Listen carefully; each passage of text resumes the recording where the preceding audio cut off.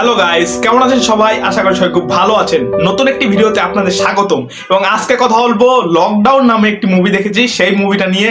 এই মুভিটা হলো অনুপমা পরমেশ্বরনের তার মুভি, এবং তিনি এই মুভিতে লিড হিরোইন হিসাবে আর কি আছে, এবং কোনো হিরো নেই এই মুভিতে, তিনি লিড হিরোইন হিসাবে আছে।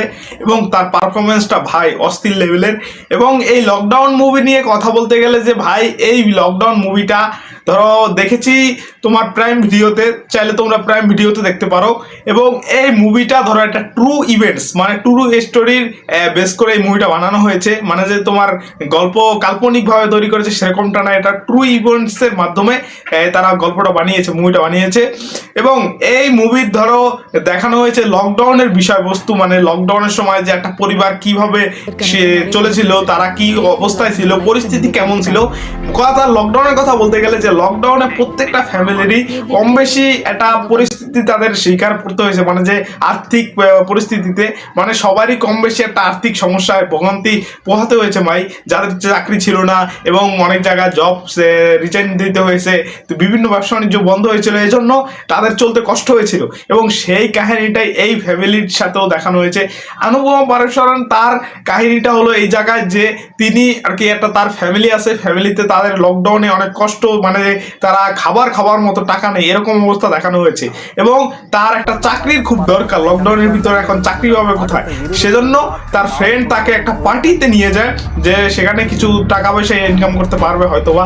কিন্তু সেই পার্টিতে যাওয়ার পর তার সাথে একটা ইনসিডেন্ট ঘটে, এবং সেই ইনসিডেন্টটা কি এখন যদি ভাই আমি বলে দিই তাহলে স্পয়লার হয়ে যাবে। আমি তাই বলবো না, দেখে ধরো এই মুভিটা দেখতে গেলে তোমাদের মজা নষ্ট হয়ে যেতে পারে, সেজন্য আমি এটা কিছুই বলবো না। কিন্তু ধরো আমি যদি ভাই এটার নেগেটিভের দিকের কথা বলতে গেলে, যে এটার ধরো মাইনাস পয়েন্ট আছে এই মুভির অনেক, যে তোমার অনেক জায়গা দিয়ে মনে হবে ভাই গল্পটাকে শুধু টানছে।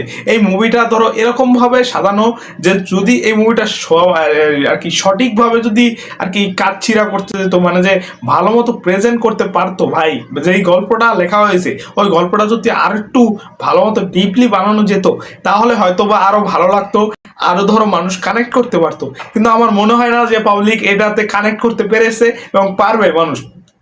কারণ হলো এই মুভিতে অনেক জায়গায় ধরো টানছে, মানে যে গল্পটা শুধু টেনে টেনে বড় করছে। তোমার এই মুভিটা শুধুমাত্র 2 ঘন্টার মুভি, তারপরও তোমার দেখে মনে হবে যে ভাই আমি একটা 3 ঘন্টার সিরিজ দেখছি, সেরকম মনে হবে। কারণ এই মুভিতে ধরো হ্যাঁ অনেক জায়গা দিয়ে ইমোশনের জায়গা কাজ করে, অনেক জায়গা দিয়ে আছে তোমার ডিপলি ইমোশনের যে ফ্যামিলি অ্যাঙ্গেলগুলো দেখানো হয়েছে, সেখানে তোমার যে পরিস্থিতিগুলো দেখানো হয়েছে সেই পরিস্থিতিতে তুমি কানেক্ট করতে পারবে, যে ইমোশনের জায়গাটা আছে। কিন্তু অনেক জায়গায় তুমি মনে হবে না ভাই এটা বেশি হয়ে যাচ্ছে, অনেক জায়গা দিয়ে না না না ঠিক আছে অ্যাভেলেবেল। ধরো এই মুভিটা তুমি টাইম পাস হিসেবে দেখতে পারো, বা সিরিয়াস বিষয় নিয়েও দেখতে পারো, ড্রামা থ্রিলার ভাই দেখানো হয়েছে। কিন্তু ভাই থ্রিলারের জায়গা দিয়ে ধরো অনেক জায়গা দিয়ে একটি কমতি তো অবশ্যই আছে এই মুভিতে। এবং এই মুভির ধরো বাজেটের কথা বলতে গেলে 5 কোটি টাকা বাজেট, এবং এই মুভিতে কালেকশন করেছে 3 কোটি টাকার মতো, এরকমই ভাই। মুভিটা বেশি ভালো চলেনি, কারণ সাধারণত ভাই একটা মুভির গল্প যদি ভালো না হয়, দমদার না হয়, তাহলে একটা লিড হিরোইন ভাই কতটুক ভাবে টেনে তুলতে পারবে সেটা আশা করা যায় না। এবং গল্পটা যেরকম ছিল অবশ্যই একটা ভালো গল্প, ভালো মুভি বানানো যেত, কিন্তু তারা অবশ্যই এটা ভালো মতো অতটা সিরিয়াস ভাবে নেয়নি মুভিটাকে, সেজন্য এই অবস্থা ভাই। অনেক জায়গা দিয়ে ধরো একবারে লো ফিল ভাই, কি বলবো, ডিসঅ্যাপয়েন্টেড হয়ে গেছি মুভিটা দেখে।